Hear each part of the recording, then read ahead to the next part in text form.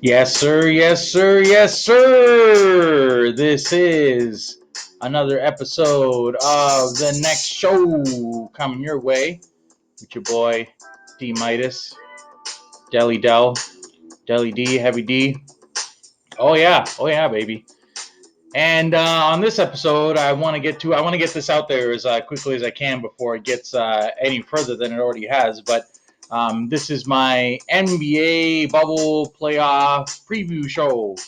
So I'm going to go over all of the series that are going to be happening in this round of NBA playoffs in the bubble in Orlando, and predict who is going to win in this first round and in how many games. So all that, and I'm going to get into a bit of other talk along the way here as we go along. So yeah, mainly just what's going on in the NBA, the playoff rounds, and who's going to win in how many games. So as I look onto the NBA playoff picture here, go over all the matchups.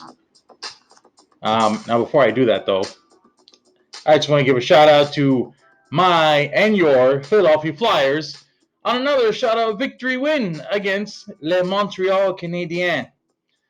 So, I mean, what can I say about this team that I haven't already said, that being the Philadelphia Flyers? It took care of business again, blocking shots in front of a 22-year-old phenom of a goalie, in my opinion, Carter Hart, outdueling Carey Price, which is crazy, because he's only 22. And this could finally be the goalie that the Flyers have been looking for since Ron Hextall retired or left Philly. So, yeah, great on them. I'm very excited. I think it can be done in 5 games, and I'm hopeful that it will be done in 5 games. Just like in the last playoff series against the Habs, that I've been telling everybody. So, I mean, it is what it is. They were the 24th place team, Montreal, to get in, and it shows because they're not scoring a whole lot of goals. So, you want to sit there and say, oh, Carter Hart's got consecutive playoff shutouts, his playoff shutout streak, and this and that. But, coming against a 24th ranked team of playoff qualifying COVID tournament. So, let's see what happens in the next series, if and when the Flyers are able to move on. And let's see if they get any kind of a quality opponent here on in. So, to the task at hand, the NBA playoff bubble picture is looking like this. We have the number one ranked in the Western Conference. I will begin because I do want to leave some talk for my Toronto Raptors, of course, hence the hat and t-shirt combination. Number one ranked Lakers in the West against Portland Trailblazers, who had their own little play-in game against Memphis to get into this position, and that is the position of having to be blown out, annihilated, and humiliated by the LA Lakers. This is going to be a very short one, folks. There's not much I can go into here. Portland does not defend, and Dame Lillard, for as great as he is and winning his little bubble MVP trophy, the guy's not clutch. And if the games get down to the wire and you need some scoring within 5 points, CJ's going to have to take those shots probably because Dame hasn't showed that he can hit clutch shots. Just like DeMar DeRozan, and once he was gotten rid of, the Raptors were able to take their game and their championship status to the next level. So obviously, I haven't said this yet, but it's a foregone conclusion. Lakers in a sweep. It's going to be embarrassing for Portland, but they were able to make it to the dance. So you got to give them props for that. Next matchup, Rockets and the Thunder. So Thunder is still a young team, still rebuilding from basically blowing up the team that more or less started once they traded Russell Westbrook. So I don't see much happening for the Thunder in this series. They could win 1 or 2 games, but I'm going to say the Rockets in 5. And a matchup with the Lakers in the next round. Interesting. Moving on, the next matchup in the West, the number 3 ranked Nuggets versus the 6 seeded Jazz. This is going to be such a great series because both of these teams are so good, so talented, and they're both really fun to watch. They both got really good bigs there, especially the Jazz with Jokic. So uh, this is such a tough one to call. I mean, it really all depends on who has home court. So, with that said, I want to lean towards the Nuggets in 7, but you never know. I mean, they had their issues once the whole COVID virus thing broke out, and so and they've had some issues with chemistry and whatnot. I may be confusing with the Jazz, perhaps, but either way, one of these two teams may have chemistry issues. I believe it might be the Jazz, actually, now that I think about it. Yeah, so all the more reason for the Nuggets to win in 7, especially having home court and whatnot. So that is my prediction, Nuggets in 7 for that series. Next series I'm looking at here is the LA Clippers. The LA Clippers versus the Dallas Mavericks. All right, so another interesting series there with Dallas Mavericks and the Clippers. The Clippers are built to win now, and they're built to take down the Lakers in the West Final, if necessary. But you know, in this one, the Mavs, I know they have a superstar Luka Doncic, and he's such a great basketball player and such a great European basketball player too. He's very fun to watch. If you ever catch him on a game, and now as the playoffs are coming, so he'll be on national television most nights. So if you get a chance to watch him, watch this series and watch these games, because you're going to get to see a great basketball player in Luka Doncic. But as far as the series itself is concerned, if the Clippers don't win this one in the first round, it'll be considered a massive failure of the season because, again, they got Kawhi from Toronto. They got PG. They loaded up, and they still kept guys like Patrick Beverly and Sweet Rips Lou on the team as well. So, they're still very capable of winning this series. I mean, the Mavs, with Porzingis and Luka, they're still a pretty young team. And I don't know if they have, you know, I don't know if they have what it takes to guard all the guys that the Clippers loaded up with. So I'm going to say in this one, I'm going to say the Clips in 6. Dallas can steal a game or two. Luka could put on a show, drop 50 or 60, and they could win the game. So maybe he was able to do that at least one game, definitely, maybe 2. So Clips in 6. And they would move on to face the Nuggets, which would be another interesting matchup. Now, over on the East Side, where it gets really interesting. Number 1 seed Bucks. I don't know how they were able to land the number 1 seed. Toronto lost like 1, maybe 2 games on the restart. But anyway, that's neither here nor there.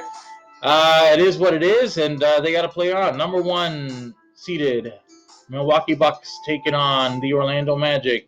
Milwaukee in 4. They want to get through this as quickly as possible. Basically, for them, it's a rematch with the Raptors to avenge what happened, and basically how Kawhi took Giannis's lunch money. And luckily for Giannis, Kawhi isn't going to be there this time around to do that. But it could be even worse for him because now you have a Nick Nurse ran, a team-oriented defensive type of team who's still got Siakam and still got Lowry and still has basically the entire championship team and most of the bench, minus Kawhi and Jeremy Lin and a few other guys, that departed off the bench. But it's still basically the same team. So and that's basically what Milwaukee is going to be looking for is a rematch and vengeance against being humiliated and embarrassed. They go up 2-0. Everybody thought that series was over, and as they say, the rest is history. Bucks in 4 on that one. Next matchup, the number 4 ranked Pacers against the number 5 Heat. I'm not really sure how the Pacers even got into this tournament, but the Heat have been so consistent all year, especially with the addition of Jimmy Butler. What he's brought to the team, a lot of intensity, a lot of work ethic, and just shot making. Jimmy Butler. That's why they call him Jimmy Buckets, because the guy is known for hitting some clutch shots here and there. So I see this one. Pacers will still give him a fight. They've always been kind of defensive, grinded out kind of team. Even with when Reggie Miller was there, just shooting bombs. They were still always playing tight defensively, especially in the playoffs. That philosophy still rings true today, but it's not going to be enough against a very talented and very intense now with Jimmy Butler, Miami Heat team. So Miami in 5, possibly 6. It could be a short series. I see the Heat moving on. Next matchup, the number 3 ranked Boston Celtics against the number 6 seed Philadelphia 76ers. Oh, this should be a great one for Toronto to watch. If you're a Raptors fan, you want to watch this one. You just want to see these two teams beat the hell out of each other, because every Raps fan does not like either one of these two teams. You can bet on that. For various reasons. One of those losses that we had in the restart games for the Raps was against the Celtics, unfortunately. They got themselves a nice little Kemba Walker. They got themselves Jaylen Brown, and the other cat. If I'm forgetting his name, I apologize. But there's another guy on there who's really talented, really good. Oh, man. The 76ers have definitely had their problems with moving on in series. And a lot of people still think that the whole Embiid Simmons experiment is, kind of a failed one already, and there's still a lot of question marks surrounding that. A lot of question marks surrounding Embiid's fitness level. They say he was making a lot of great strides compared to the last 2 or 3 years he was playing, but all that seems to have been slowed down by the stoppage. So I don't think he's going to be in prime top basketball shape like he would have been if maybe the pause didn't happen. So I'm gonna take the Celtics in 6 or 7 in this one. The 76ers, they can grind it out, and they're talented enough to hit a few shots and win a game or two. But the Celtics are just so well rounded, so well coached, and they've gotten the finals of this current group minus Kyrie. So they know what it takes to win. They know what it takes to get far. And try to be able to get to a finals possibly with who's on the roster now.